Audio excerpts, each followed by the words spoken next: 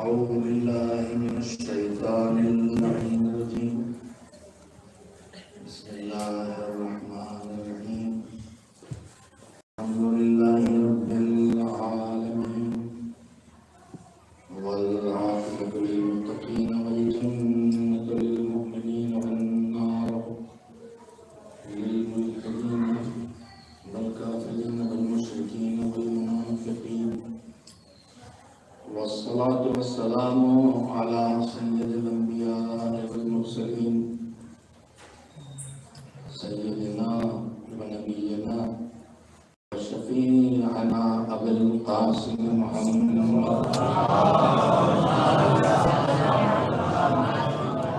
وآل الطيبين الطاهرين المعصومين المظلومين واللعنة الدائمة الباقية على أعدائهم أجمعين من الآن إلى يوم الدين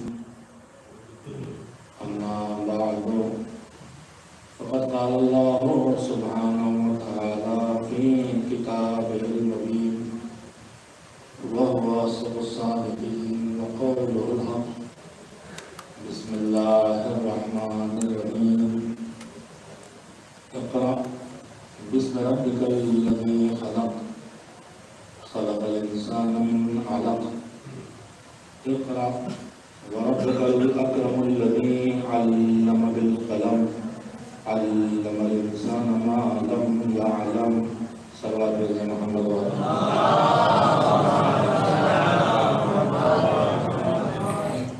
عالم شہید کی یاد کو تازہ اور باقی رکھنے کے لیے برسوں سے سلسلہ مجالس کا ہے.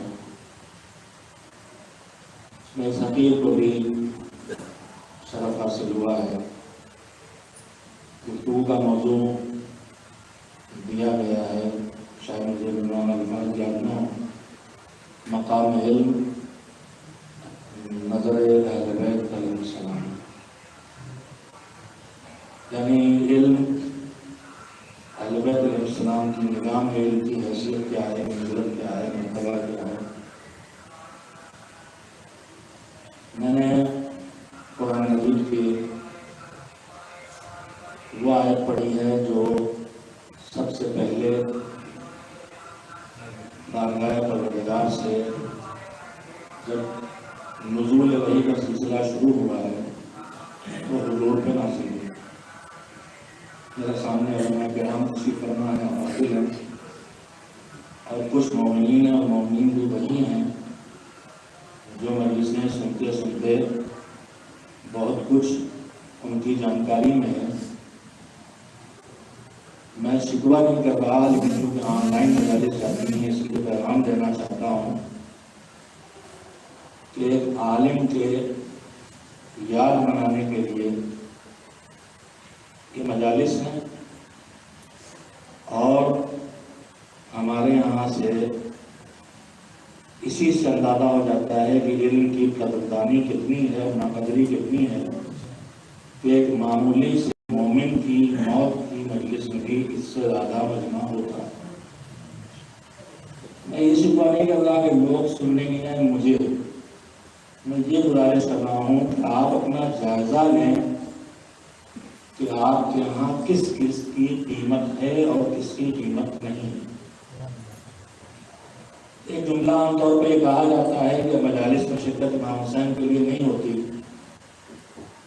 40واں میں وہاں ہوگی جہاں جس کی طرف سے 40ویں مجلس ہے اس کے روابط و تعلقات بڑے ہیں اور نہ جائیں گے تو ناراض ہوں گے اور ان کی ناراضگی نقصان پہنچے گی. ورنہ کسی غریب رشتے دار کے یہاں بھی نہ جائیں جس کی سماج میں کوئی حیثیت نہیں ہے تو تکلیف تو اس کو بھی ہوتی ہے، لیکن اس کے یہاں نہ جانے سے اسے تکلیف ہوگی لیکن اسے کوئی نقصان نہیں پہنچے گا تو وہاں بھی جانے کا خیال نہیں آتا ہے. تو ایک جملہ عام طور پر کہا جاتا ہے کہ ہم مجلسوں میں امام حسین کی شرکت نہیں کرتے ہیں بلکہ تعلقات کی بنیاد پر شرکت کرتے ہیں. میں عرض کرتا ہوں کیا ہے کہ یہ بھی غنیمت ہے. مجلس میں صرف اس لیے جائیں کہ امام حسین کی مجلس ہے. ایک صلوات بھیجیں محمد بھلے وقت اذان دے کے کہہ رہا ہے کہ دہلی میں جو بھلے وقت اذان کا وقت زیادہ دور نہیں ہے، اور یہ بھی کہہ رہا ہے کہ ہم مذہب میں کچھ اور بتاتے ہیں اور آپ کی عادتیں کچھ اور ہیں. ہمارا مذہب کہہ رہا ہے کہ آپ بھلے وقت نماز پڑھیں، اور ہماری عادت ہے کہ 1 بجے پڑھتے ہیں تو 1 ہی بجے پڑھیں. ایک صلوات جو ہے محمد والے میں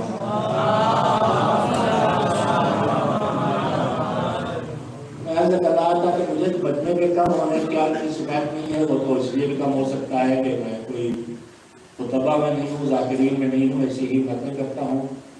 تو آدمی کہے کہ جائیں اپنا پیسہ لگا کے باتیں سنیں کڑوی تو کیا فائدہ. میں امتیاز کرنا چاہتا ہوں کہ میں اس پر بھی اپنے کو راضی کر چکا ہوں کہ مجالس میں تعلقات کی بنیاد پر ہی شرکت ہو. اگر یہی خیال ہے کہ نہ جائیں گے تو اس کا دل دکھے گا، اسے شکوہ ہوگا، تو یہ بھی مومن کا ایک پاس و لحاظ ہے، یہ بھی اجر و ثواب کا ذریعہ ہے. اس لیے عام طور پہ یہی کہا جاتا ہے کہ مجلس حسین کی نہیں گئی. امام حسین کے لیے اچھا ایک بات اور یہ بات کروں کہ مجلس میں شرکت کرنے کی، اور یہ موضوع لگتا ہے سب نہیں میرا بات آئی اسی عرصے کا ہوں، مجلس میں شرکت کرنے کی نیتیں الگ الگ ہیں. ہر نیت کا کچھ نہ کچھ ملنا ضرور ہے.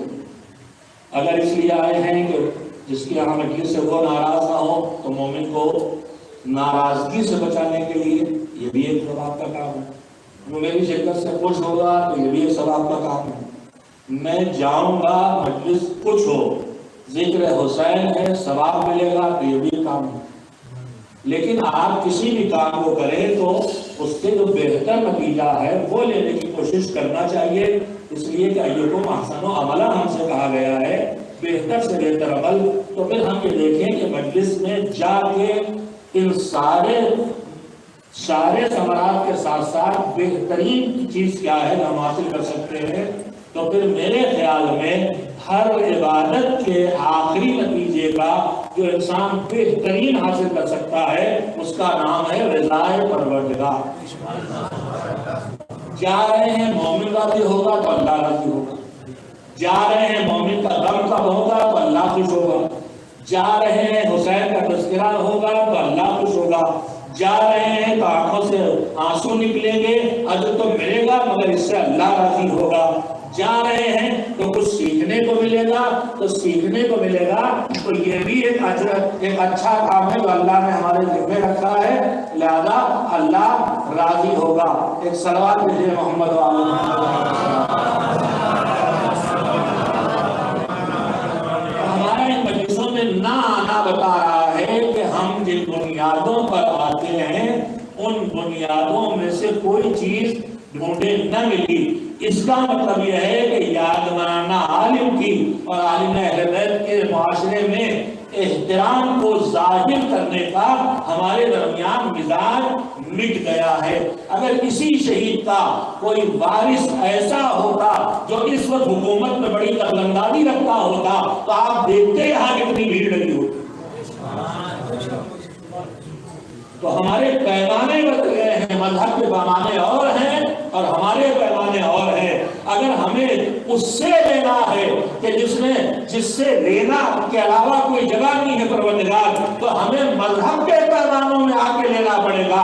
اپنے پیمانوں سے اس سے کچھ ملنے والا نہیں ہے. ایک صلوات بھیجیں محمد والے محمد.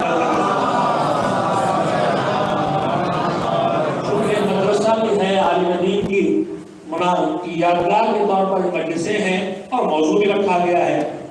تو موضوع میں ہے کہ اہل بیت علیہ السلام کی نگاہ میں منزلت و مقام علم.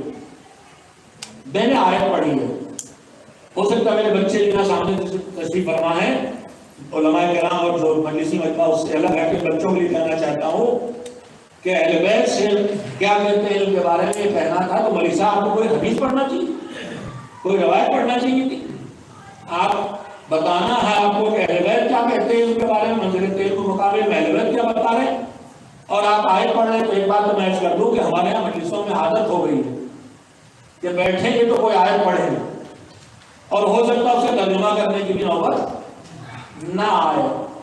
آیات کو موضوع بنا کے گفتگو کرنا واقعی ضرورت ہے، لیکن اگر اللہ کہہ گیا ہے کہ قرآن اور اہل بیت دونوں سے وابستہ رہو تو ہمارے موضوعات گفتگو میں آیات قرآن بھی ہونا چاہیے، ارشادات اہل بیت بھی ہونا چاہیے۔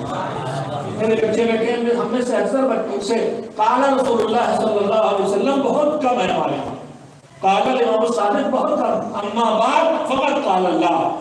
آج پڑھنی ہے، اس کے بعد چاہے کچھ ہو رہا ہو، اچھی بات جو بتائے جب بتائے آدمی اس کو یاد کر لے۔ میں جب نازمیہ میں اپنے بچوں کے لیے سنا رہا ہوں، طالب علم آج ہی طالب علم ہوں، مدرسہ نازمیہ میں ہوں، فرقہ ہو گیا، اب یونیورسٹی اوپن یونیورسٹی کا طالب ہوں، جس کے سامنے چاہوں جا کے زانوے درد تہ کر دو، استاد کو پتہ بھی نہیں ہوتا شبیہ در میرا شاگرد ہے۔ یہاں آن لائن سارے دروس موجود ہیں، آپ جس کا درد چاہے سنیں۔ ہم بھی مجلسیں سنتے تھے بچپن میں، اب بھی سنتے تھے، موقع مل پاتا ہے، لیکن دوسروں کی مجلسیں سننا خالی اس لیے کہ اس سے خطابت سیکھیں گے، تب رکھیے یہ بھی دیکھیے کہ جب آپ اس کی مجلس سن رہے ہیں تو آپ کا استاد ہے، استاد ہے تو اس کے بہت سے حق بن گئے، اور ان میں پہلا حق یہ ہے کہ اس کی بات اس کے نام سے کہی جائے۔ آج کل یہ مصیبت ہو گئی، نقطے تو ہم سب پڑھائی کرتے بغیر نام کے، اب نئی دنیا میں بہترین آواز والے متشاعر کلام پڑھتے ہیں، یہ نہیں بتاتے کہ کلام کس کا، ساری تعریف خود لوٹ لیتے ہیں۔ انصاف کا تقاضا یہ ہے، آپ کے نام بتا دینے سے آپ کی کسی چیز میں کوئی کمی نہیں ہوگی، نہ اجر میں کمی ہوگی، نہ یہاں بابا میں کمی ہوگی۔ میں بھی مولانا غلام حسین ان کا نام لے کے پڑھتا ہوں، اس بڑھاپے میں پڑھتا ہوں، اور شرف سمجھتا ہوں کہ اس لائق تو ہوں کہ اپنے بات بزرگوں کی باتوں کو منتقل کر سکوں۔ تو نام لے کے پڑھنے سے نہیں ہوتا کہ میری کچھ واہ کم ہو جاتی ہے۔ اگر میں واہ کے لیے خدا نہ کرے پڑھوں، تو میں اپنے بچوں سے بھی کہنا چاہتا ہوں کہ ہمارا تقاضا یہ ہے کہ آپ بتائیں یہ بات آپ کی ہے۔ بزرگ علماء کی باتیں آج لوگ اپنی بنا کے مسلسل پڑھ رہے ہیں، اور جب ہمارے ناواقف ہیں ان پہ ظلم ہو رہا ہے۔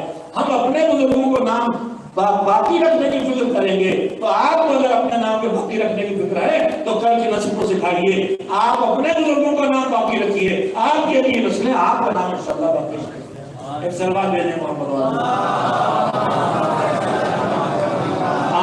میں نے بات اہل بیت کی کہنا، اسے میں نے عرض کیا کہ اہل بیت علیہ السلام کے ارشادات سے، خاص کر کے ان کی دعاؤں سے۔ اتنی عمر میری ہو گئی، 65 سال ہو گئے، 11 سال کی عمر میں شاید 10 سال کی عمر میں پہلی مجلس گھٹ پہ پڑی تھی، اور پہلا عشرہ اس شرط پہ پڑا تھا کہ 10 مجلسیں نہیں پڑھوائی جائیں گی، ساتھی پڑھوائی جائیں گی۔ اس لیے میری ساتھی تھی یاد، یہ شرط تھی کہ ساتھی مجلسیں پڑھوں گا بس۔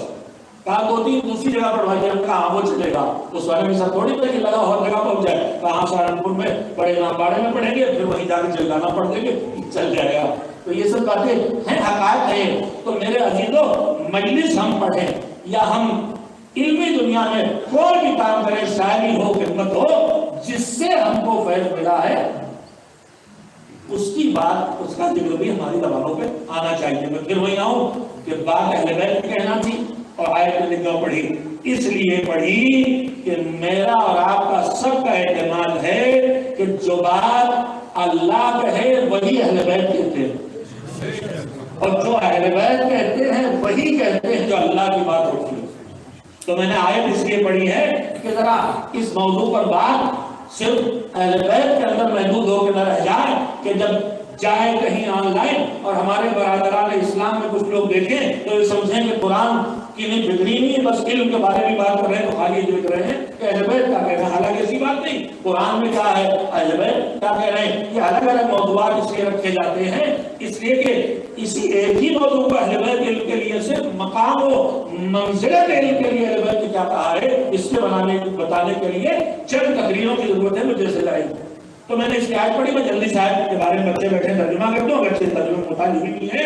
بسم اللہ الرحمن الرحیم، پہلی وحی اقرأ بسم ربک الذی خلق۔ پہلی وحی میں بات کا ہے کہ سب آپ سمجھ گئے، پہلے ترجمہ ہی کر دوں، پڑھیے رب میں اس کے نام سے، اس رب کے نام سے، اس پرورش کرنے والے کے نام سے جس نے نہیں سے ہاں کیا ہے۔ خلق کرنا، نہیں سے ہاں کرنا، دو لفظ عربی کے ہیں، اردو میں بھی ہیں، خلقت اور صنعت۔ یہ کس نے بنایا؟ انجینئر نے۔ کائے سے بنایا؟ لوہے سے۔ لوہا کہاں سے آیا؟ کس نے نکالا؟ انجینئر نے۔ کہاں نکالا؟ پہاڑ سے، مٹی سے۔ اب یہ مٹی میں لوہا کس نے بنایا؟ اللہ نے۔ تو جہاں کسی چیز سے کسی چیز کو بنانے کا سلسلہ ہے وہ انسان کے ہاتھ میں بھی ہے، اللہ کے ہاتھ میں بھی ہے۔ دونوں کام اللہ بھی کرتا ہے، بندوں کو بھی اختیار دے رکھا ہے۔ انسان کے بدن میں غذا جاتی ہے، اس سے نطفہ بنتا ہے، نطفے سے آگے کہاں تک گاڑی جاتی ہے، انسان بنتا ہے۔ یہ خلقت ہے اللہ کی۔ انسان کو اللہ نے اتنا اختیار دے رکھا ہے کسی چیز سے کسی چیز کو بنانا۔ ہمارے ہاتھ میں مٹی آتی ہے، اس سے سونا نکالتے ہیں، بناتے تو نہیں نکالتے ہیں البتہ۔ سونا بنایا، سونے سے زیور بنائے، یہ بنایا وہ بنایا، لکڑی سے ممبر، لکڑی سے۔ یہ جو بنے سے بنانا، یعنی ایک ہاں کی شکل کو دوسری ہاں سے بدلنا، یہ ہے صنعت۔ اور نہیں سے ہاں کو بدلنا، یہ ہے خلقت۔ خلقت خالی اللہ کے ہاتھ میں ہے، نہیں سے ہاں کرنے کا کام انسان کو اللہ نے نہیں دیا ہے۔ انسان کو پورا اختیار دیا ہے، ہاں سے جتنی ہاں چاہو بناتے رہو۔ سخر لکم، خلق لکم بھی نہیں سے ہاں کر کے دھوئے دے دیا، سخر لکم تمہارے کاموں میں دے دیا۔ تو اقرأ باسم ربک الذی خلق، وہ جو خالق ہے، اس کا مطلب خالق صرف وہی ہے کہ جو اللہ ہے۔ خالق وہی ہے جو خود مخلوق نہیں ہے۔ تو آیت صاف صاف کہہ رہی ہے کہ مخلوق خدا چاہے جتنے عظیم مرتبوں والے ہوں، چاہے وہ نور محمد صلی اللہ علیہ وآلہ وسلم، وہ خالق یعنی نہیں سے ہاں کرنے والے نہیں ہو سکتے۔ میں اپنے بچوں کو اس لیے کہہ رہا ہوں کہ آج کل ہمارے درمیان دشمن نے بنی امیہ اور بنی عباس سے لے کے آج تک جتنی دشمن اہل بیت حکومتیں گزری، انہوں نے مقابلہ اہل بیت کے جتنے نظریات قائم کیے، فرقے بنائے، آج ہمارا دشمن پھر انہیں نظریات اور فرقوں کو دوبارہ زندہ کر کے ہمیں تباہ کرنے کی کوشش میں لگا ہوا ہے۔ انہی میں سے ایک وہ غلو کی مصیبت ہے جو دوبارہ واپس آئی۔ خالق بنانا، رازق بنانا، ذریعہ خلقت ہونا اور ہے، خالق ہونا اور ہے۔ ذریعہ رزق ہونا اور ہے، رازق ہونا اور ہے۔ محمد و آل محمد علیہ السلام کا نور، پیغمبر کا نام لیا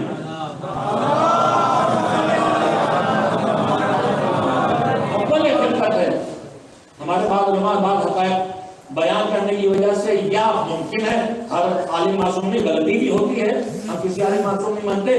سید کمال الحیدری، ان پہ لعنتیں آج کل چل رہی ہیں۔ ہمارا مزاج بن گیا سید مطہری جلال سے بھی بچے، غلام عسکری نہیں، کوئی بچے ہی نہیں ہمارے ہاں جس کے ہاں کوئی کا مزاج ہو وہ لعنتی۔ اس کے لیے جو انہوں نے اپنے یہاں عقائد گڑھ رکھے ہیں اس پہ جانتے ہیں، اور جب اس پہ جانتے ہیں مولانا غلام عسکری اللہ تعالیٰ کے ساتھ مولانا جابر صاحب کے گھر میں اس وقت جب فتنہ چل رہا تھا، اس پہ تنظیمی بنا ہے اور نظر سے تحرک و نصرہ، اس پہ بات آئی تھی تو لکھنؤ کے بعض علماء جو معممین تھے، جب مراجع کی بات کی مولانا عسکری اللہ مقامہ نے، تو انہوں نے کہا کہ ان کے عقائد درست نہیں، یہ عقائد کا معاملہ ہے۔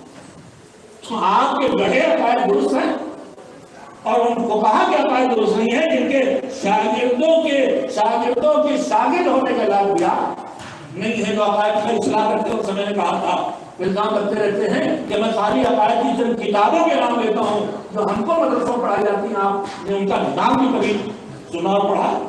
میں نے پوچھا تو شرح تجدید الاعتقاد کبھی پڑھی آپ؟ باب حاجی اثر کبھی اٹھا کے دیکھیے؟ احقاق الحق بہت نام لیتے ہیں شہید ثالث کا، احقاق الحق کبھی ہمیں وہاں سے گزری؟ 4 اردو کی کتابیں پڑھ کے عقائد کے ٹھیکیدار بن جانا یا شاعروں کے شعر سن کے اپنے کو عقیدوں کا پختہ مان لینا، یہ اہل بیت سے وابستہ ہونے کی دلیل نہیں۔ یہ شکایت ہو رہے ہیں تو ثالثوں کا جو بنی عباس اور بنی امیہ نے بنائی تھی، یا لالچ دے کے یا ڈرا کے۔ یہاں بھی یہ کام یا لالچ سے ہو رہا ہے، منصب کی لالچ یا پیسے کی لالچ یا ڈرا کے کیا جا رہا ہے، نہ کرو گے سب تو جیل میں ڈالیں۔ اب کوئی بیچارے ہیں ناسمجھ ہیں، جذباتی ہیں، اکثریت انہیں کی ہے، تو ہوشیار رہیے۔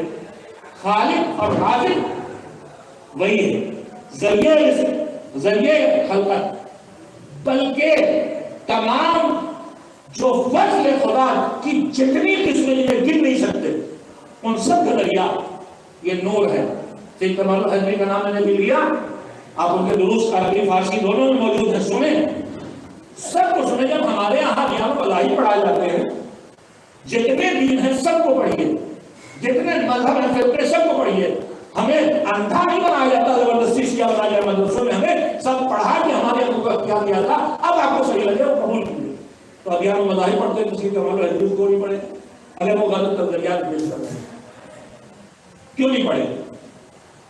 اور لعنتیں کرنا تو بہت جلدی ہو گیا ہمارے یہاں, ذرا سے کچھ ہوا لعنت بھیجنا شروع کر دی. سید کمال الحضری نے ان کی مصیبت ان کی غلطیاں روز بیان کی جاتی ہیں مگر یہ کوئی بتائے.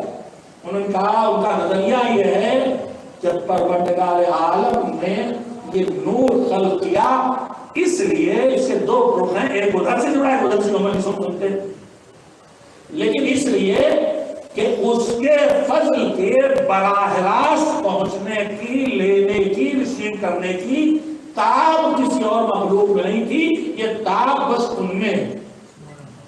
لہذا ادھر سے وہ فضل اللہ کے ذریعے آتا ہے اور ادھر پہنچتا ہے, اور اسی طرح سے ادھر والے اتنے نہیں ہیں کہ اپنی کوئی بات ادھر اللہ تک پہنچائیں, لہذا ادھر سے ادھر پہنچانے کا ذریعہ بھی وہی ہے اور ادھر سے ادھر پہنچانے کا ذریعہ بھی وہی ہے. ایک صلوات بھیجیں محمد والا.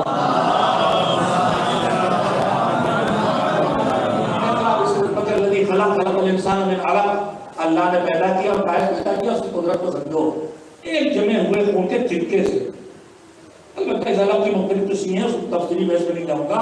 سب سے نزدیک یہی ہے یہ جمع ہوا ہوتا ہے, جمع ہوا خون کا تھکا جو بلڈ کلاٹ بنتا ہے نا, جیسے اس طرح کر دیں. اقرا بسم ربک الذی خلق, خلق الانسان من علق. اقرا پڑھو, وربک الاکرم, تمہارا رب کریم نہیں کہا. دو لفظ ہیں, میرے بچے بیٹھے ہیں, ایک اس میں فاعل ہوتا ہے, اس میں مبالغہ. تاکہ لفظ نہیں ہے گا. عالم, عالم کا اس میں تفصیل کیا ہوا؟ اب عالم ہوگا نہیں ہوگا تو بولا کرو بچوں. عالم, عالم, فاضل, افضل. ایک عالم ہے, ایک اسی سے بہت بہت علم والا ہو تو وہ ہے علامہ. مبالغہ, علامہ مبالغہ ہے جہاں علم زیادہ ہو جائے. ہمارے یہاں کبھی کبھی جیسے ہو نا کہ برس میں ہم نام زنگی کافور, کالے کا نام کافور یعنی سفید رکھ دیا, ویسے الفاظ بدل گئے. آج کل علامہ اس کا رکھا جاتا ہے نام جو بہت جاہل ہو. تو ہماری کتاب دینے لگی ہے علامہ یعنی بہت جاہل ہو, یا پھر وہ علامہ الف سے حمزہ سے کہ علم پھیلانے والے نہیں ہیں, لوگ قوم کو اذیت پر ڈالنے والے ہیں, علم زدہ کرنے والے ہیں اہل بیت کو. خیر, تو عالم, علامہ, اسی سے ایک اور بنتا ہے عالم, علم والا. مگر وہ علم والا جو بھول بھی سکتا ہے, بوڑھا بھی ہو سکتا ہے سبھی ہزار طرح, اسے جو تھوڑا بہت چھین بھی سکتا ہے, وہ عالم ہے. لیکن جس سے علم نہ چھنے اس عالم کو کیا کہیں گے؟ میرے بچے بتائیں. ایک چیز ہے صفت مشبہہ, ایک ہے اس میں فاعل عالم, ایک ہے مبالغہ علامہ. ان دونوں سے چھن سکتا ہے. علامہ بھی کتنے بڑا عالم بھول کا شکار ہو سکتا ہے, لیکن ایک ہوتی صفت مشبہہ جس سے پھر وہ الگ نہیں ہوتا. علیم وہ علم والا جس سے علم الگ نہیں ہوتا. تھوڑا مومنین بھی تھوڑا سے جاگ جائیں. علو, بلندی, علو سے جس میں علو اور بلندی پائی جائے اس میں فائل وہ ہے عالی, اوپر. میں اس وقت عالی ہوں, مقابلے میں نہیں کہوں گا آپ صافے میں, میں نیچا ہوں, لیکن ممبر سے نیچے آتے ہی میں نیچا ہو جاؤں گا, تو میرا یہ علو جو ہے مجھ سے, یہ میری بلندی مجھ سے چھین جائے گی. تو عالی کا وہ علو ہے, بلندی جو سے الگ ہو سکتی, لیکن یہی جیسے عالم سے علیم بنا تو عالم سے نہیں چھنتا, ویسے جب علو سے عالی نہیں عالی بنتا ہے تو یہ وہ بلند ہے جس سے اس کی بلندی چھینی نہیں جا سکتی. ایک صلوات بھیجیں محمد والے.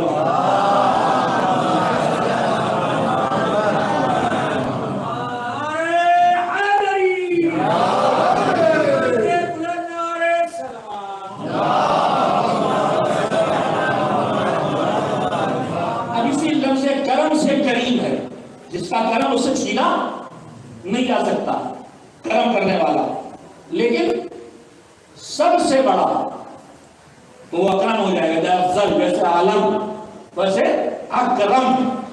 پروردگار عالم نے پھر آیت کو توجہ دے، بسم اللہ الرحمن الرحیم پڑھو، بسم ربک الذی خلق، اس رب کے نام سے جس نے تم کو نہیں سے ہاں بنایا، خلق کیا۔ خلق الانسان من علق، وہ رب وہ ہے کہ اس نے انسان کو ایک جمع ہوئے خون کے چھوٹے سے ٹکڑے سے، لوتھڑا بھی بڑا ہو محسوس ہوتا ہے، لوتھڑا صحیح تعبیر میرے خیال میں نہیں ہے، کوئی تو آج کل پلاٹی میں جمتا ہوتا کہہ رہا ہے۔ اقرا وربک الاکرم، پڑھو، اس کے احسان ہی احسان تو ہے، وہ کریم ہی کریم تو ہے۔ احسان جتانا اچھی چیز نہیں، مگر جب جس پر احسان کیا جائے وہ اس نعمت کی قدر نہ کرے تو پروردگار وہاں احسان جتاتا ہے کہ اب تو قدر کرو۔ انہی میں سے یہ جگہ ہے، ربک الاکرم، زندگی اس نے دی، ایمان اس نے دیا، رگوں میں دوڑتا خون اس نے دیا، اولاد اس نے بے حساب نعمتیں دی، مگر کسی نعمت کا ہم تذکرہ نہیں کیا۔ نعمت کا تذکرہ کیا تو کہے گا الذی علم بالقلم، قلم سے تعلیم دی، علم الانسان ما لم یعلم، وہ بتا دیا جو انسان نہیں جانتا تھا۔ تو ساری نعمتوں میں وجود کی نعمت کے بعد علم کی نعمت کا تذکرہ بتا رہا ہے کہ اس نعمتوں کے دینے والے کی نگاہ میں وجود کی نعمت کے بعد اگر کوئی بڑی نعمت ہے تو اس نعمت کا نام ہے نعمت علم، حتیٰ کہ نعمت ایمان کا بھی ذکر نہیں کیا۔ آپ کو لگنا چاہیے کہ کیا علم ایمان سے بڑی چیز ہے؟ نہیں، علم ایمان سے بڑی چیز نہیں ہے، مگر ایمان آ ہی نہیں سکتا جب تک علم نہ ہو۔ جتنا علم ہوتا اتنا ہی ایمان ہوتا ہے۔ جنہیں ہم کہتے ہیں جاہل ہیں مگر مومن ہیں، وہ جاہل نہیں ہوتا، وہ اتنے حصے کا عالم ہوتا ہے۔ اسے علم ہوتا ہے کہ اللہ ہے تو وہ مانتا ہے، اسے علم ہوتا ہے، اس کے بعد علم ہوتا ہے کہ مولا علی ہمارے مولا ہے، تب وہ ان کو ایمان کہتا ہے۔ تو وجود کا اعزاز سب سے پہلے اللہ نے اس کا ذکر کیا، صرف بغیر وجود کے کچھ نہیں۔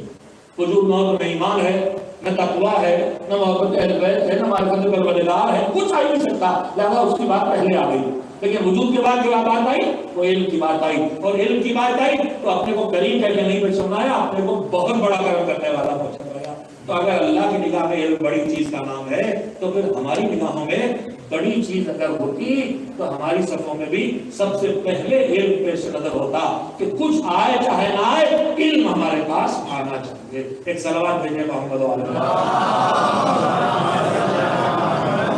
اسی لیے اس زیادہ گنجائش نہیں ہے اہل بیت علیہ السلام کی نگاہ میں علم کی قیمت۔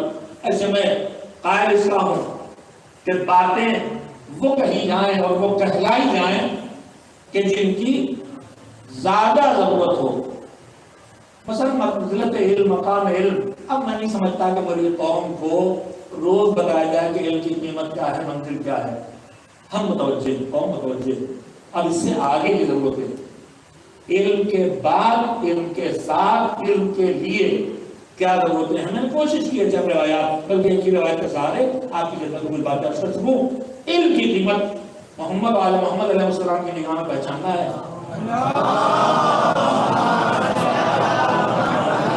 ایک سیرت کا نمونہ بے شمار نمونے ہیں، اور ایک ارشاد کی روشنی میں عرض کرنا چاہتا ہوں۔ ہم نے سب تاریخ میں بار بار پڑھا ہے کہ جو کفار لڑنے آتے تھے لشکر میں اور پکڑ لیے جاتے تھے، قیدی بن جاتے تھے، تو ان کے سامنے آپشن ہوتا تھا کہ انہیں سکھایا پڑھایا جائے، مسلمان ہو جائے تو آزاد۔ اور اگر وہ پڑھنے اور سیکھنے پہ اور مسلمان ہونے پہ تیار نہ ہو تو ایسا زبردستی نہیں، کسی کو بھی زبردستی مسلمان کبھی نہیں بنایا گیا۔ جو قیدی رکھے گئے تو کیوں رکھے گئے؟ آج ہمارے اوپر اس طرح کی باتیں ہوتی ہیں، بچوں کو سننا کہ میں سوشل میڈیا کر رہا ہوں، الزام اسلام کے تلوار میں وہ اسلام تلوار میں نہیں پھیلا، تو مسلمان حاکم آ گئے، انہوں نے اپنی حکومتوں کے تلوار ذریعے پھیلایا۔ وہ ہر مذہب کے لوگوں نے کیا، وہ خالی مسلمانوں نے کیا، عیسائیوں نے کیا، ہندوؤں نے کیا، سب نے کیا۔ حاکم تھے، وہ مذہب کے رہنما نہیں تھے۔ مذہب کے رہنما نے تلوار چلا کے مثلا خیبر میں ہر یہودی کو مسلمان کر دیا ہوتا، ایسا نہیں۔ خود مدینے کے اندر کیا غیر مسلم نہیں تھے؟ تو زبردستی ہوتا پہلے انہیں جو تلوار کی نوک کے نیچے زندہ تھے حکومت دارالسلطنت انہیں بنایا گیا ہوتا، تو زبردستی نہیں تھی، بالکل الزام۔ اب اس کی باتیں تو بہت پڑھی جاتی ہیں، انہیں نہیں پڑھنا چاہتا، ضرورت بھی نہیں ہوتی۔ اسلام تلوار سے نہیں پھیلا، اسلام تلوار سے نہیں پھیلا۔ اس کی ایک پہلو یہ بھی ہے کہ جب لڑنے آئے، مارنے آئے، تب اس کے حقداروں کو تمہیں مار دیا جائے، لیکن گرفتار ہو گئے تو مارا نہیں جائے گا۔ گرفتار ہو گئے تب تم قیدی بن کے رہو گے۔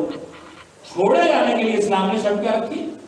یا تو سب سمجھ کے مسلمان ہو جاؤ آزاد، یا جزیہ دو، ٹیکس دو، جاؤ، اس لیے ہمیں حکومت چلانا، اسی ٹیکس سے تمہاری نگاہ، جب تمہیں اپنے ذمے لیں گے کہ جزیہ بھی گالی بن گیا، دیکھیے گالی کی ٹیکس ہے، حکومت ٹیکس لیتی ہے، کیا ٹیکس لینا گالی ہے؟ کیا ٹیکس لینا ظلم ہے؟ حکومتیں ٹیکس نہ لیں اسے کیسے؟ تو ٹیکس لینا ہے، تمہاری ذمہ داریاں لے رہے ہیں، تمہیں رہائش دیں گے، تمہیں امامات دیں گے، سکون دیں گے، چین دیں گے، تمہاری ضروریات زندگی پوری کریں گے، تو ٹیکس لینا پڑے گا۔ جہاں بھی رہ رہے ہمیں سڑک پہ چلنا ہے تو ٹیکس دینا، بجلی جلانا ہے تو کتنا حکومت کیسے دے گی؟ ٹیکس تو ملنی چاہیے، وہ ٹیکس دے دیا، اسے بھی گالی کے بنا دیا گیا۔ اچھا اگر کوئی پیسے نہیں اس کے پاس تو کیا کرے؟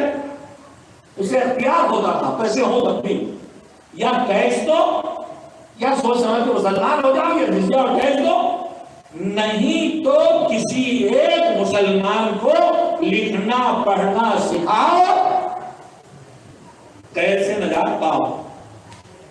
میں آپ کے شاید توجہ نہیں دی، یعنی اسلام کے نگاہ میں دین علم کی اتنی قیمت ہے کہ صرف کسی کو لکھنا پڑھنا سکھا دینے پر انسان کو آزادی دی جا رہی تھی، یعنی جہالت سے نکلنا، علم تک لانا، اس کی وہی ویلیو ہے کسی ایک غلام یا قیدی کو آزادی دے دینا۔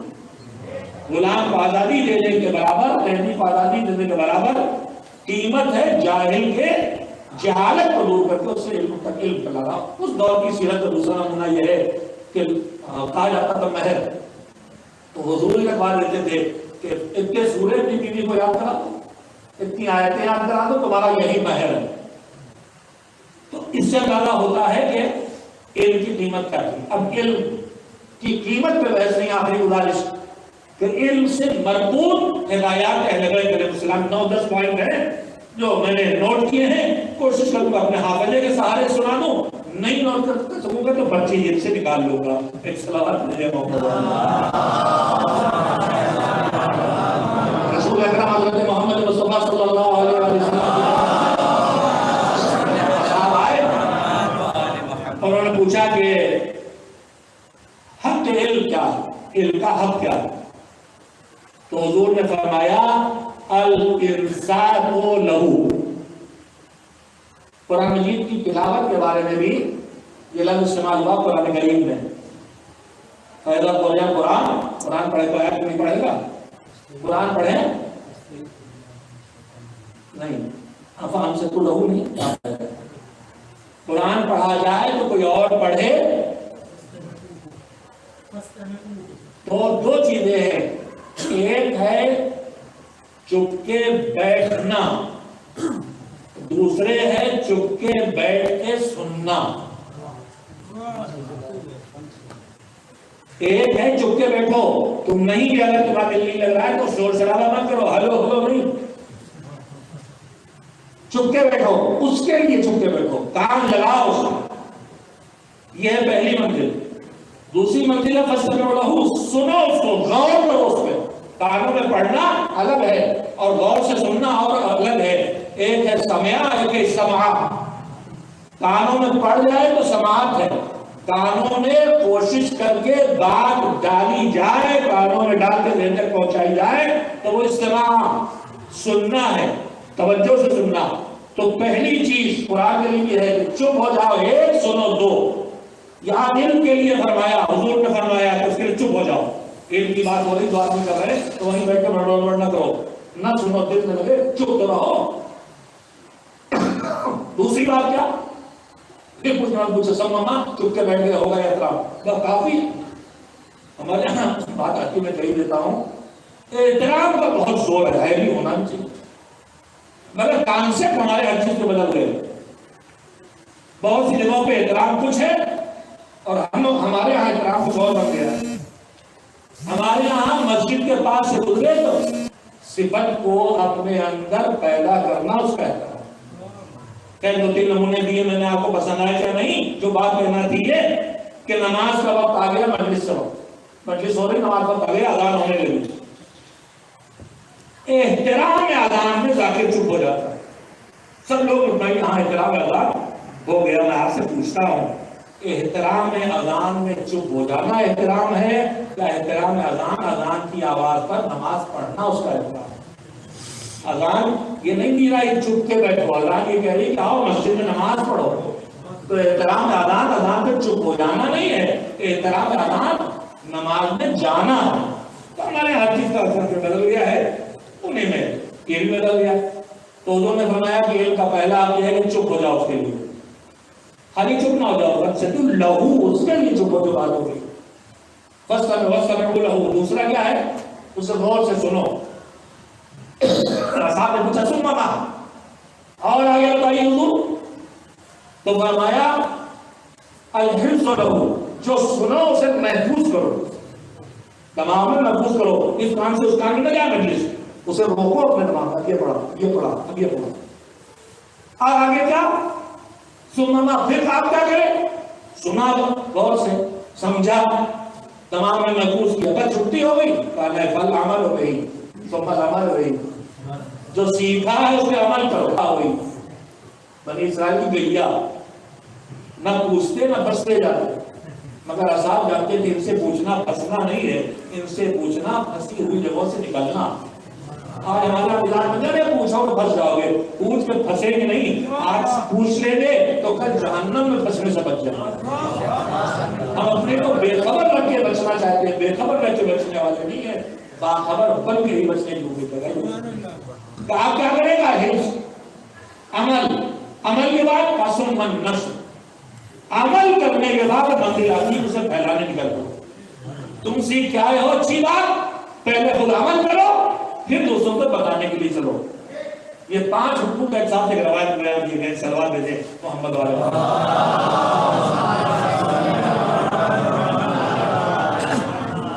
میں 2-4 لوگ جمائیاں بہت لے رہے ہیں، باقی لوگ ایسی صلوات بھیجیں کہ ان کا دماغ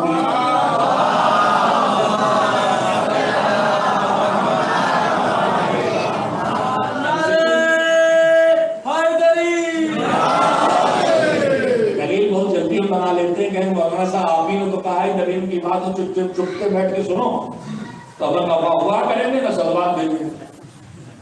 ہمارے ایسے مسلم بہت ہے ماشاءاللہ، پٹاخ سے دلیل کرتی ہے. 5 حقوق پہ بتایا کہ نائیے گا. میرے ایک استاد تھے مولانا ہاشم صاحب مرحوم مدرسہ نظمیہ کے، سب مربی تھے. وہ پڑھاتے تھے تو تھوڑی دیر بعد کہتے تھے واپس کرو واپس کرو. کیا واپس کریں مرزا، کیا نہیں ہے قلم میں پنسل کہ جو پڑھایا واپس کرو، جتنا پڑھایا پہلے سناؤ تب آگے پڑھائیں گے. تو میں انہی کا شاگرد بھی ہوں اور ایسے بھی تنظیم مبادل بھی ہوں جہاں پڑھانا ہی ہمارا کام ہے. اور ہمارا تجربہ پڑھاتے نہ چلے جاؤ، بیچ بیچ گروپ کے سنتے بھی رہو تاکہ سبق آگے والا پڑھنے چکر پیچھے بھولے نہیں، یاد کرا کے لہٰذا 5 بتائیے. علم کی بات ہو تو توجہ دے کے سنو، علم کی بات ہو تو چپ رہو. اسی کے لیے چپ رہو. 1 سنو، 2 تیسری منزل کیا آئی، کتنی ہے، محفوظ کرو. 3 پھر کیا کرو، عمل کرو. 4 پھر کیا کرو، پھیلا. اب اس کے بعد 5 اجازتیں ہوں گی، 3-4 اجازتیں اور ہیں انشاءاللہ. ایک صلوات دے دیں محمد علیہ وسلم.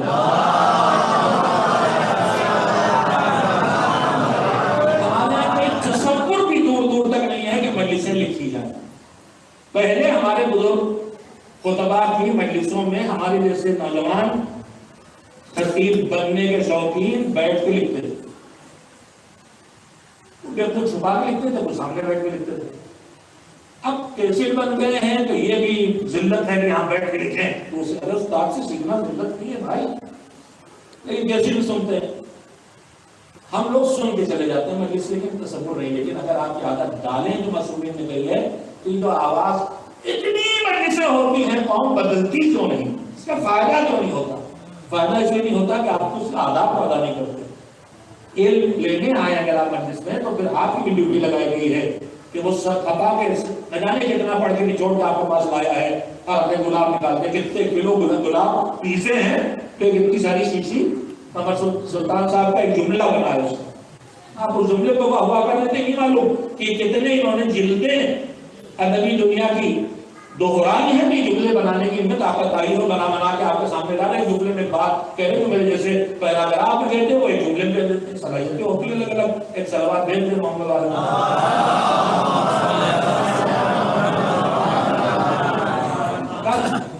حفظ کرو کیسے کرو نہیں بتایا. دوسری روایت کہتی ہے حضور نے فرمایا قید العلم، علم کو قیدی بناؤ. جگہ کیسے؟ فرمایا بالکتابہ، لکھو. میں اپنے بچوں سے جامعہ میرا مدرسہ ہے، اس کی زبان کے بعد بار بار آتی ہے. جامعہ امام نوازی میں اپنے بچوں سے کہتا ہوں کوئی بزرگ ملنے جاؤ اس سے تو آپ کو کتاب اردو ہونا چاہیے، جیب میں کاغذ قلم ہونا چاہیے. کہیں بیٹھو مجلس میں اچھی بات خود سے نوٹ کر لو. قید العلم بالکتابہ، علم کو کتابت سے لکھ کے محفوظ کرو. اتنا ہی نہیں، پھر کیسے ہو بچائے؟ کال مذاکرہ، بیٹھو تو آپس میں علم کی بات کرو. ابھی میری مجلس کے بعد بیٹھیے صفی حیدر صاحب نے یہ غلط پڑھا، یہ عقائد کے خلاف پڑھا، بیٹھ کے بات کیجیے، سوشل میڈیا پہ نہیں. میں یہی کہتا ہوں کہ مجھ سے غلطی ہو رہی ہے. ہوتا یہ ہے وہ صاحب بڑا صاحب آئے تھے پڑھ کے چلے گئے. ارے بھیا جو پڑھ کے چلے گئے ہو سکتا آپ ٹھیک سمجھے نہ ہو، پہلے آپ ان سے جا کے ملیے اور صاحب کا آپ نے یہی پڑھا ہے، اور اگر یہی پڑھا ہے تو ہمیں سمجھ نہیں آ رہا یہ غلط ہے، ہمیں صحیح کر دیجیے. یہ کون سا طریقہ پڑھ کے وہ گیا جواب ہو گیا. یہ سوائے دشمنیاں پیدا کرنے کے، دوریاں بڑھانے کے.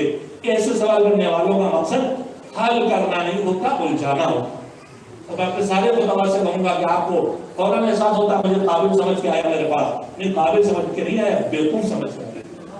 میرے ذریعے اتنا کھڑا کرنا چاہتا ہے، مجھے اس سے لڑانا چاہتا ہے. غلط پڑھ رہے ہیں، سب سے غلطیاں ہوں گی. جان بوجھ کے ہونا اور ہے اور ہو جانا اور ہے. اور اقرار کرنے میں بالکل دیر نہیں لگانا چاہیے. اور فتنہ بچانے کے لیے تو کبھی کبھی میں نے بزرگوں کو دیکھا ہے کہ غلطی نہ کرنے کے باوجود قوم میں فتنہ پیدا ہو اس لیے کہہ دیتے تھے جو تمہاری نگاہ میں نے غلط کیا لکھ دو، دستخط کر دو. لہٰذا فتنہ بچانے کے لیے غلطیوں کا اقرار کر لینا چاہیے، چاہے وہ غلطی واقعی نہ بھی. مذاکرہ کرو، یعنی جو پڑھو جو سیکھو آپس میں بیٹھ کے اس پر ڈسکشن کرو. کتنی چیزیں ہو گئی تو جوڑ لیتے. 5 اکٹھا سنائی، اس کے بعد لکھو 6، اس کے بعد مذاکرہ ایک دوسرے سے بیٹھ کے اس پر بات کرو 7. ایک صلوات بھیجے محمد علی محمد. اچھا چلیے تک یاد آتا ہے کہ جیب سے پرچی بھی نکال لوں گا. آج کل میں نے ایک تجزیہ کیا ہے اور جوانوں نے ہمت کر ڈالی، بڈھے رہ گئے پیچھے. میں نے تجزیہ یہ کیا ہے کہ آج تک جو ہم ممبر پر آنے والے جیسے بھی ہیں، جتنا ہم پڑھتے سنتے سیکھتے ہیں اس میں سے شاید 10% بھی آج تک منتقل نہیں کر پاتے. اس کے اسباب میں ایک بہت بڑی وجہ یہ ہے کہ آج تک منتقل کرنے کا پہلا پیمانہ یہ ہوتا ہے کہ وہ لوگ پسند کریں، آپ کی پسند کی چیز لاتے ہیں، واہ واہ والی لاتے ہیں. تو جب تک آپ کی پسند کے لیے لاتے رہیں گے محرومیاں بڑھتی رہے گی. جب ہم وہ لانے لگیں تو اللہ کو پسند ہے تو آپ کو بھی پسند آنے لگے گا، اللہ کو پسند ہے. ایک تو رکاوٹ ہو رہی ہے کہ بہت کچھ نہیں پہنچتا ہے، لیکن پتا ہے کہ ایک رکاوٹ یہ بھی ہوتی ہے جو معصومین سے سلیقہ سکھایا کر الناس علی قدر عقولہم. کہیں آج کل ہماری نئی والی نسل جو آئی ہے تعبیر صلاحیت ایمان زمانہ کا ظہور ہو گیا. اب کسی بزرگ عارف سے ایران کے کسی خاص ماحول میں سنا تھا، لاگیاں دہرا دیا، پٹنے کا دعویٰ. کلم الناس علی قدر عقولہم. بھائی اللہ بھی اپنے علم کے پیمانے سے ہم سے بات کرتا تو ہماری ہوائیاں اڑتی. معصومین نے کہا ہے تم جن سے بات کر رہے ہو ان کے معیار کو دیکھو، ان کی عقل کو دیکھو، ان کی قوت برداشت دیکھو، اس کے اندر رہ کے بات کرو. نسل امام کی سیرت کا واقعہ آپ کو شاگرد تھے. اس کے بعد جا کے امام سے سنا تھا मिनोआन मोटुम है, बहुत सी जगह मनोआन हो जाता है। तो मनोआन, मिनोआन, मनोआन दोहरा दिया फिर क्या है। हुजूर आपने जो कहा हमने वही कहा लोगों से, लेकिन तो हमें काफिर बनाए दे रहे हैं, जो काफिर है मुनकिर है। तो हुजूर ने इमाम ने फरमाया कि हमने तो तुमसे कहा था, तुम्हारी अक्ल देख के तुम्हारी बर्दाश्त भर कहा था, तुमने उनसे जो जाकर कह दिया वो उनकी अक्ल नहीं देखी, अपनी अक्ल भर कह दिया, तो तुम्हारी अक्ल उनसे ज्यादा बर्दाश्त ज्यादा वो झेल नहीं पाया, तुम्हें काफिर बना रहा है। आप जानते हैं, अल्फाज सुनते हैं, कभी तवज्जो नहीं देते। रिवायत में आया है कि नहीं कि अबू ज़र मार डाले सलमान को, कत्ल कर दे, कातिल बन गए। अबू ज़र सलमान का कातिल तसव्वुर है? अगर वो सब जो सलमान के पास है, मारिफत, इरफान, विलायत वगैरह वगैरह, अगर वो जाहिर कर दें अबू ज़र पे, तो इनके लिए भी काबिल बर्दाश्त नहीं होगा, अबू ज़र इनको वाजिबुल कत्ल करार देते। तो बात तो की कहना चाहिए, इतनी समझी जाती है। एक वजह ये भी होती है कि हम अपने बुजुर्गों से वो सब पा जाते हैं जिसको हम देखते हैं कि अभी हमारी कौम में उसकी बर्दाश्त नहीं है। ये दो बातें होंगी, एक है कि आपकी वाहवाह के चक्कर में वो दूर होना चाहिए। दूसरी वजह जो अमली है, जो वाकई हकीकी है, कि किसी भी इंसान का हाफिजा कितना ही अच्छा होना है, मगर जो सब कुछ पढ़े वो ज़बानी याद रखना बड़ा मुश्किल है। हमारे अमली से अगर कोई कागज हाथ में लेकर बैठ जाए, नोट्स को तो नहीं समझी जाती, लेकिन अल्हम्दुलिल्लाह टूट गया। अब हमको हिम्मत मिल गई, रहबर 2-3 घंटे की तबदीलें करते हैं, माशाल्लाह उन्हें सिर्फ देखना नहीं पड़ती, लेकिन हाथ में छोटी सी बच्ची सिर्फ की शक्ल में मौजूद होती है। नई नस्ल हमारी लैपटॉप लेकर बैठने लगी, और नई नस्ल जब कुछ करती है तो कुछ नई नस्ल के दीवाने, अरे बड़े मॉडर्न है साहब, लैपटॉप लेकर बैठते हैं, तो उसकी तौहीन नहीं कर, अच्छा काम है, लेकिन लैपटॉप से दोहरा ये नहीं, छोटी सी कोई चीज हाथ में लेकर बैठिए, हाफिजे से कीजिए, मदद वहां से लेते रहिए। खैर, तो मैं यह करना चाहता था कि एक रुकावट ये भी है कि जितना हमारा हाफिजा है उतना ही आपके सामने पेश कर सकते हैं। अगर इसके साथ हाथों में नोटबुक, लैपटॉप, मोबाइल कुछ भी ले बैठने का रिवाज हो जाए और आप इसे नफ्स करार न दें, तो बहुत सी रुकावटें इससे दूर हो सकती हैं। सलवात भेजें मोहम्मद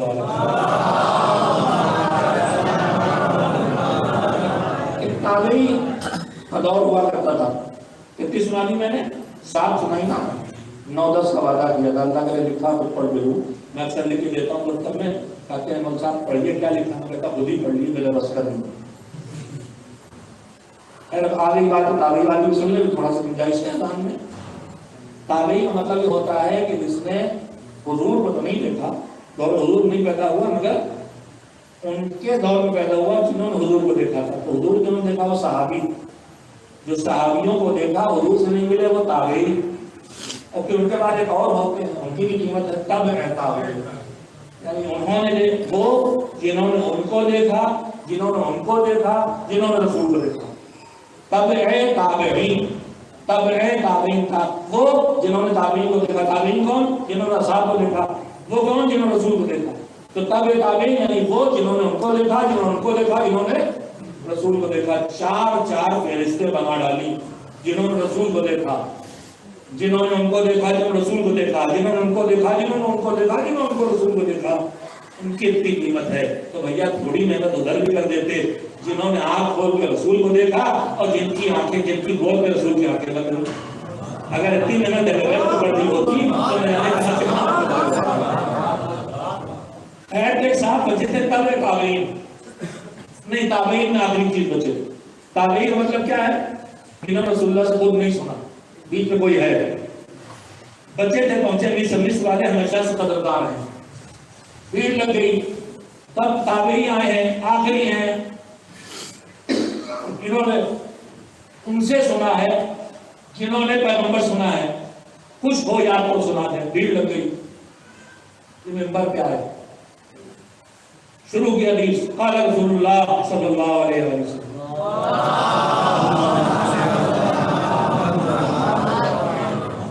पानी पिलाने वाली सरवर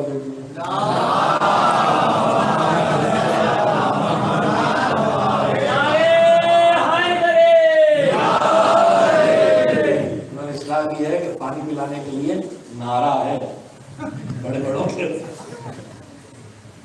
क़ाल रसूलुल्लाह, हुजूर ने फरमाया कि जो 2 काम करेगा उसको जन्नत वाजिब। अंग्रेजी में कहना वाजिब, जन्नत पे दौड़ते हैं। دنیا کے واجب کو چھوڑ کے ساری واجب جنت کے پیچھے دوڑتے ہیں. جو دو کام کرے گا ان پہ جنت واجب کرم تیار ہے. اس سے کیا کیا کہنے کا مطلب ان دو کاموں کو جو حضور نے فرمایا تھا, جو راوی تھا صحابی, ان میں سے ایک کام وہ بھول گیا, اسی نہیں آ تو مجھے کام معلوم. تو ان کا چلو ایک تو بچا ہوگا, کہنے لگا اور ایک میں بھول گیا. ہمیں سنا خالی پیٹ آدمی عقل کام کرتی, آپ کو لگتا بھرے پیٹ بیٹھے. ایک سلوات بھیجے محمد تھا کہ دو باتوں کا وعدہ تعبیر نے کیا, ایک بھی نہ سنا پائے. میں نے 9 کا کیا ہے, 7 سنا دی, 2 اور سن لیں. علم کے بارے میں اسے محفوظ کرو, اسے لکھ کے محفوظ کرو, آپس میں اس پر گفتگو کرو, محفوظ بھی ہوگا, پھیلے گا بھی, عمل بھی ہوگا. ہو گیا. اس کے بعد فرمایا کہ اور ایک تہذیب علم یہ ہے, آداب علم میں یہ ہے, الجلوس مع العلماء, علماء کے ساتھ اٹھنا بیٹھنا رکھو. ہمارے معاشرے میں چھوٹے موٹے مولوی کی ٹکر دینے والے سامعین اور سامعین جو ہوتے تھے فرش علاقہ, وہ کہاں سے کہتے تھے بس آپ علماء کے طفیل کا نتیجہ, بے شک صحبت کا نتیجہ. بے شک علماء کے پاس اٹھنے بیٹھنے والے ہمیشہ سے معاشرے میں بہتر لوگ ملے.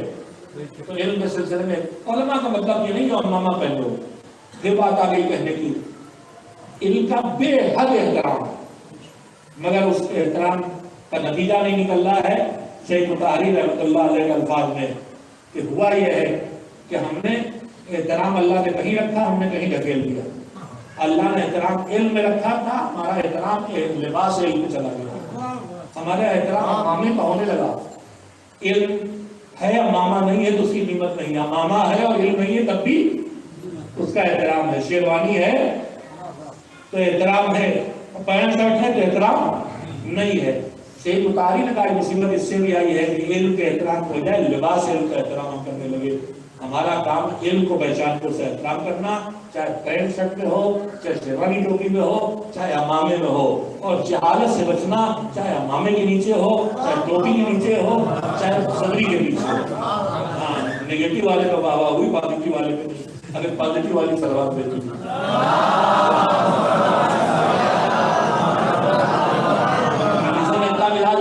تبلا پہ کم ہوتی ہے, ہوگا تبرہ پہ زیادہ ہوتی ہے. ہر جگہ نگیٹو بات آتی رہے تو ہم واہ کرتے رہیں گے. اس نگیٹو کو تھوڑا پازیٹو سے بدلنے کی ضرورت ہے. بے شک پازیٹو سے پہنچنے کے لیے نگیٹو کا ضرورت ہوتی ہے. لا الہ پہلے ہے, الا اللہ بعد میں نہیں ہے, پہلے ہے بعد میں. تو جہالت سے بچنے کی سلیقہ پہلے پیدا کیجیے, پھر منتوں تک پہنچی جائیے. تو علماء کے پاس بیٹھو, یہ بھی سلیقہ سکھایا گیا. آخری چیز جو میں نے تمہیں لکھی ہے, یہ بچے آداب بتائے گئے چلو وہ آخری چیز کیا ہے, فرمایا کہ سوال. چھٹے امام حضرت جعفر صادق علیہ السلام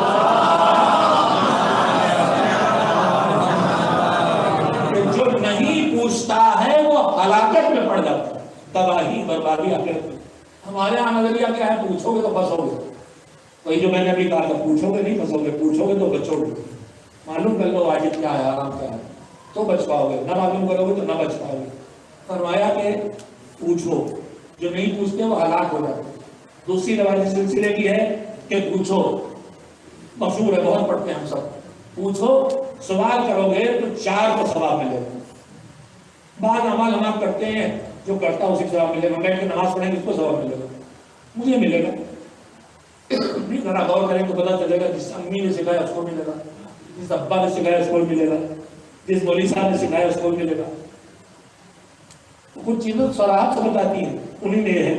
مجلس کریں گے تو کس کو ثواب ملے گا, جو کرے گا اس کو ثواب ملے گا, جو سنے گا اس کو ثواب ملے گا, جو پڑھے گا اس کو ثواب ملے گا, میرا کس کو ملے گا. تو نیکی کبھی کبھی تو نیکی ہوتی ہے, لیکن نہ جانے کہاں ثواب پہنچاتا ہے. انہیں بھی سے سوال کرنا, پوچھنا. ہمیں لگتا ہے کہ پوچھیں گے تو خالی ہمارا کام ہوا, نہیں. سرور کائنات حضرت محمد مصطفیٰ صلی اللہ علیہ وسلم پوچھو گے تو 4 کو فائدہ ملے گا, ثواب ملے گا. جو پوچھے گا اسے اجر و ثواب 1, جو بتائے گا اسے 2, جو بتانے پہ سنے گا, جو پوچھنے والے کے نہیں, اور بھی سن رہے ہیں اس جواب کو، ان کو بھی جواب ملے گا. کتنے ہو گئے؟ 3. اب کون بچا؟ پوچھنے والا 1، بتانے والا 2، سننے والے 3. اب کون بچا؟ فرمایا نہ پوچھا، نہ سنا، نہ جواب دیا، ان نے کہیں نہیں، مگر ان تینوں اس کو سے محبت کرتا ہے، اس ماحول کو پسند کرتا ہے، یہ ماحول کریٹ کرتا ہے. اس کے پاس وقت نہیں ہے مگر سیمینار کروا دیتا ہے، نہ کھڑا ہوتا بولنے کے لیے، نہ سوال جواب کے لیے، انتظام میں لگا سنتا بھی نہیں ہے، مگر اس ماحول کو پسند کرتا ہے. تو اس سے زیادہ علم دوستی کیا ہوگی کہ جو علم کا ماحول بنائے. اللہ کہتا ہے یہ بھی بارے کی عبادت پسند کرتا ہے.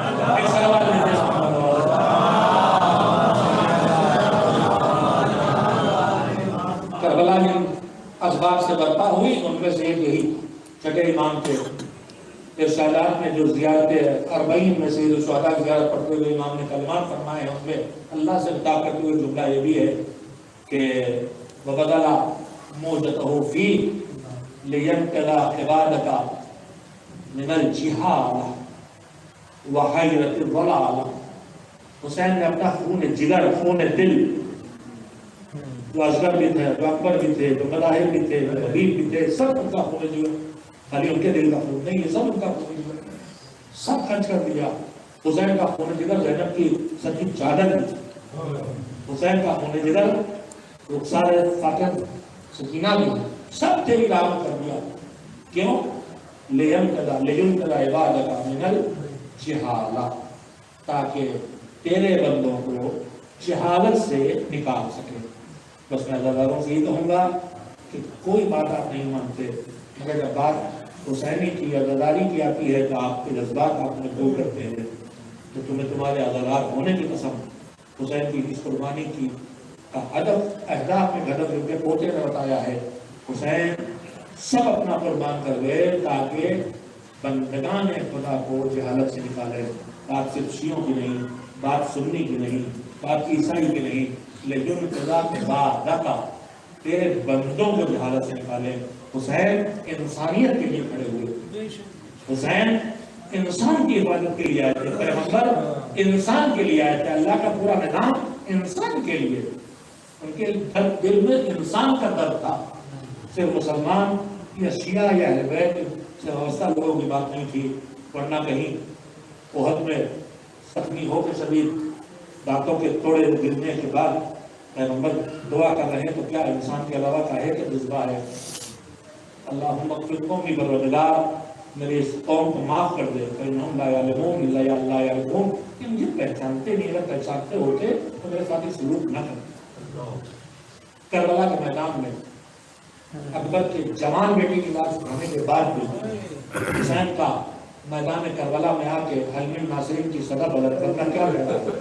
اب بھی اگر کوئی نکال کے آ جائے گا تو حسین اس کی مدد کے لیے تیار ہے. یہ اور بات ہے کہ جو اس منزل پہ آ جائے نافرمانی کی، گناہوں کی، کہ وہ قاتل بن جائے، وہ منکر بن جائے امامت ولایت کا، تو پھر اس کے سدھرنے کی گنجائش باقی نہیں رہ جاتی. لیکن میرے مولا آپ بڑی دعوت دے رہے ہیں مدد کے لیے، آؤ. لشکر 20 کو نکل کے آ گیا تو کیا ہوگا؟ تو حسین نے کہا تم نے دیکھا نہیں ہم نے کیا کیا ہے. صبح عاشور پھول کے چہرے پر رنگ آ رہا ہے، جا رہا ہے. دوست نے دیکھا کیفیت یہ کیا ہے. کوئی پوچھتا کوفے کا سب سے بہادر کون تھا لیتا، تمہارے چہرے پہ اضطراب کیسا ہے؟ چھوٹا سا لشکر ہے، تھوڑے سے لوگ ہیں، بھوکے پیاسے ہیں، موت سے ڈر گئے؟ نہیں، موت سے نہیں ڈرا ہوں، خود کو جنت و جہنم کے درمیان پا رہا ہوں، تو پتا سے سنتا آیا ہوں. کئی سارے ملے ہیں اور نے اس کو لیا سا سنو مجھے کس چیز میں بدلا ہے. آپ تھوڑی دور گئے لشکر سے، قلعے کے بلندی پہنچے تو حسین کے خیموں سے ننے بچوں کی رات بھر یہ لٹس کی آوازیں آتی رہی. میں نے یہ حالات کر بیٹھی ہوں، میں نے یہاں لے کر میں نے خدا کے کنارے پر بھی لگ سکی تو غیر موضوع پر شرطہ ہے، پر جرم ہوتا نہیں ہے. حسین کو مجبور کیا ہے، کربلا میں لا کے روکا ہے، جانے نہیں دیا، برات سے 2 مہینے رہے، لگام میں فرش پہ ہاتھ ڈالا. چھوٹے جرم نہیں ہے، مگر جب احساس سے شرمندگی پیدا ہوئی تو پھر دیکھیے حسین کیا کرتے ہیں، آئے کب آئے بتاؤ، بیٹے کو ساتھ لیا، غلام کو ساتھ لیا، بھائیوں کو ساتھ لیا، مجھے قیدی کی طرح لے چلو، اس نے ہاتھ بنوا لیے، ہاتھوں پٹیاں بنوا لی، حالات بتاتے رہو، بابا ہمارے آنے کی خبر خیام حسینی تک پہنچ گئی، انصار حسین باہر نکل رہے، ابھی مسلم سامنے ہے، زہیر سامنے، بابا عباس اکبر آ گئے، بابا سب گھوڑے سے اترو جلدی سے، حسین فرزند فاطمہ آپ کے استقبال کے لیے آ گئے۔ حسین کے خدمت میں حاضری دے کے گھوڑ نے قدموں میں سر رکھنا چاہا، اٹھایا، گلے سے لگایا، گھوڑ کے چین آقا جو خیموں سے بچوں کی بیویوں کی آوازیں آ رہی ہیں، ان کو میں نے دہشت ہوتا کیا، کیا میرے جو کی معافی کا کوئی نہیں ہے؟ شرمندہ خور کو حسین نے اعلان کر دیا، دعا دے دی، یقینی فیصلہ بن گیا، میرا خدا بھی معاف کرے، میں نے معاف کیا، یعنی اور کی بخشش ہو گئی۔ اس کے بعد خود سے جملہ کہا حسین نے، تم میرے مہمان ہو، دیکھ رہے ہو گھر میں بچے کیسے ہیں، میں تمہاری کوئی مطالعات نہیں کر سکتا، لاہور میں شرمندہ ہوں، کہا تھا آپ نے مجھے مہمان کہا ہے کہ میری فریاد ہے خواہش پوری کر دے، کیا ہے میرا بیٹا اسے جانے دیں، یہ شہید ہو، اس کی لاشھ اٹھا کے لاؤ۔ حسین نے بات سن لی، بھیج دیا، اور ہر باپ کی خواہش ہوتی ہے بیٹا اس پہ باندھا دے، کہ تم اپنے بیٹے کو باندھا کیوں دینا چاہتے ہو؟ لاہور شاید جواب دے، میری طبیعت بیکار نگاہیں کہہ رہی ہیں کہ موقف نہیں ہے، جب میرا زخمی حوالہ جوان بیٹی کی لاش کربلا کی مقدس اٹھا کے لائے گا اکیلے، چاہتا وہ غم میں پہلے اٹھا لوں، جب بیٹا گیا، مگر بوڑھے باپ کو حسین نے لاش نہ اٹھانے دی، جوان بیٹے کی لاش حسین اٹھا کے لے آئے، ان کی لاش حسین ان کے لاش بیٹے کی لاش اٹھا لائے۔ شاید خیمے کے دروازے سے منظر زینب نے دیکھا تھا، جب کربلا کے میدان میں آواز آئی بابا آخری سلام، بوڑھا باپ تھوڑا پکڑ کے چلا، بھیا نے کمر توڑی تھی، بیٹے کی دعوت میں آنکھوں کی بصارت چھینی، دکھائی نہیں دیتا، یا علی، کبھی کربلا کے علی کو پکارتے بیٹا آواز دے کدھر ہے، کبھی نجف کے علی کو پکارتے ہیں، بابا میں تو پکڑ کے پہنچا دو، کدھر جاؤں کو سمجھ میں نہیں آتا، پہنچے بیڑیاں لگڑنے کے نشان دیکھے، خون میں ڈوبا کرتا دیکھا، جگر اس کا دکھ دیکھا، جب تم نے مچھی دیکھی سر گود اٹھا کے رکھا، فرمائش کی بیٹے نے آخری امتحان ایک اور دیا، کلیجے سے مچھی نکالی، کلیجہ نکلا، بوڑھے باپ کی گود میں بیٹے نے سر توڑا، مراحل گزرنے سے پہلے جب حسین لشکر کو چیرتے ہوئے حسین پہنچے تھے جوان بیٹے کی لاش پر، تو زینب مل گئی، میری بہن تم کیوں آئی؟ کہا بھیا جوان کی لاش اکیلے کیسے اٹھاؤ گے؟ ارے میرے ہاشمی نے بازو پکڑ کے پہنچایا، آ کے کلیجے سے مچھی نکالی، جسم کیوں نہیں اٹھتا اکیلے حسین سے؟ روایات کہتی ہیں جب کلیجے میں مچھی لگی، اکبر نے گھوڑے کے گلے میں باہیں ڈال دی، خیمے تک پہنچا دو، گھوڑا جدھر سے گزرا تلواریں چلتی رہی زندگی سے پر، روایت فکرے کا تو ہوئی کبھی ربا، زندگی میں حسین کا بکے لال کا جسم ٹکڑے ٹکڑے ہو گیا، ٹکڑے ٹکڑے لاش اکیلے حسین سے اٹھی، جیسے جس کے ٹکڑے میں گھرے سمیٹے تھے، اکیلے ٹکڑے ٹکڑے لاش نہ اٹھی، کلیجے سے لگا کے چلے تو زمین پہ پیر کھچ رہے تھے، بنی ہاشم بچوں آؤ، بھیا کی لاش سمیٹ کے لے چلو، خیموں میں لاش پہنچی، واہ علی واہ محمد واہ وسيعلم الذين ظلموا أيامهم ينقلبون على لعنة الله ولكم الظالمين إلهي بحق الزهراء وأبيها وآلها وجميعها أبدا محمد علیہ السلام کے اس ذکر کے توفیل میں ہمارے گناہوں کی بخشش کرنا، ہمیں صحیح علماء کی شناخت اور ان سے وابستگی کی توفیق کرنا، ہم نے ایک دوسرے کے لیے